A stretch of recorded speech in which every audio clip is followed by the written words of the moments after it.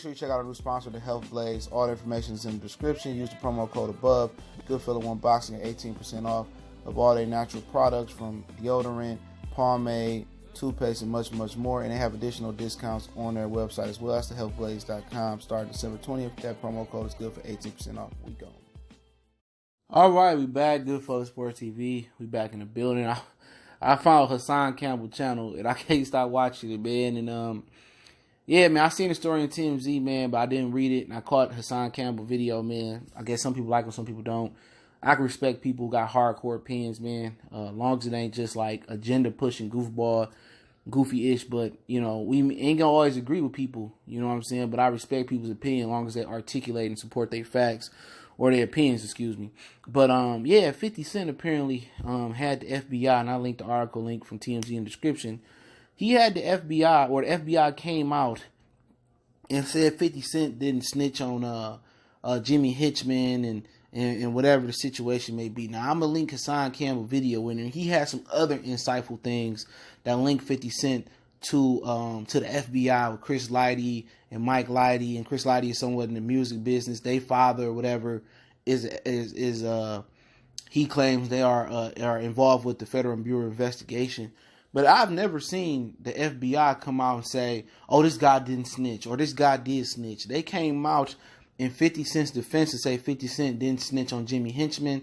And it was another guy out there. You had also Supreme. He, had a beef with Supreme and Jimmy Hinchman, especially after he dropped the Ghetto Quran. For people in New York who know the story, the Ghetto Quran was the song where you could listen to it. It was dope. I think it was on Power of a Dollar, maybe. That was the dope CD.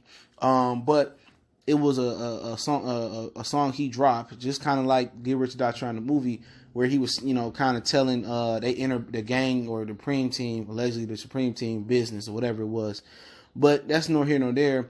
But pretty much, everybody that 50 Cent had beef with in the streets pretty much got life in the jail. Jimmy Hinchman for some things that he did. It's all in the article. The Supreme team, most people know about that. And the FBI went out their way to make sure people knew 50 Cent was a snitch. I never knew that. I never knew, and I never heard of that. Just in the streets, I never heard the FBI come out and make a statement. Oh, he didn't work with us, or he didn't work with us. Hassan Campbell was trying to refrain from calling 50 Cent a snitch. But hey, where there's smoke, where there's fire at, and it sounds real snitchy and real radish. And it's been huge talk about 50 Cent being a snitch and snitching on those guys who work with the FBI. If you remember, Shine did an interview. I don't know how old or how new the interview was. It surfaced last year.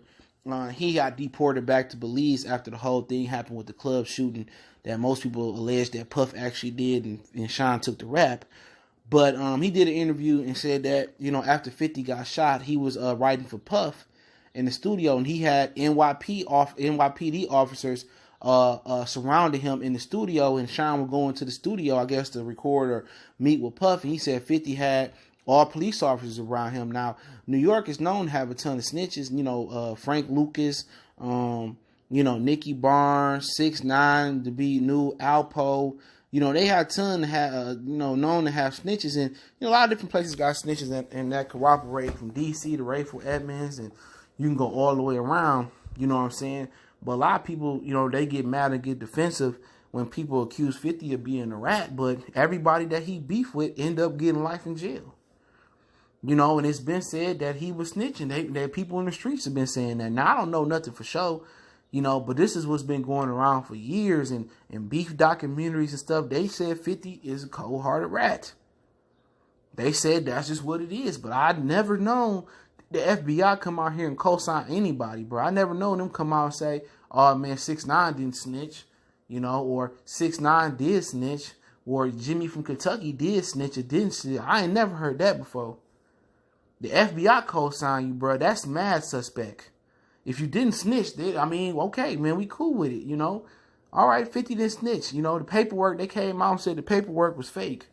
Irv Gotti and them said that he had a restraining order on them. There's so many stories going around, and usually where there's smoke, there's fire. But this is very, very interesting to me. This is mind-boggling. This is head-scratching that the FBI will come out and say, oh, the paperwork was fake. 50 didn't snitch. Like, why y'all going out y'all way for 50? You know, and now there's a connection from 50 to, you know, some of his music business to the FBI. Like I said, it's mad fishy to me, bruh. I ain't calling him a rat, but that's what they say in the street. And like I said before, it is what it is, man. But people in the street know, you know what I'm saying? They know the truth, and people gonna continue to defend these rappers. I don't know what these rappers like.